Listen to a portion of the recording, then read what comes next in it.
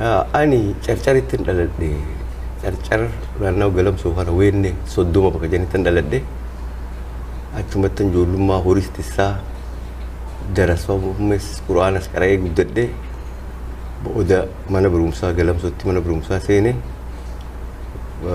san booda hamma kifilii 8tti galamsootti qara'ee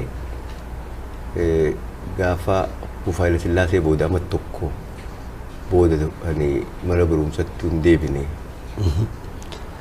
Mana barumsaatti hin deebine maaliif mana barumsaarraa akkama jiddu dhaabde moo bakka wahii dhaquudhaaf moo maaliif dhaabde? Sababni gaafa san hoggaa Haayile Sillaaseen kufe booda bara lammaffaatti manni barumsaa guutuma biyyattuu ni cufame. Dhugaa.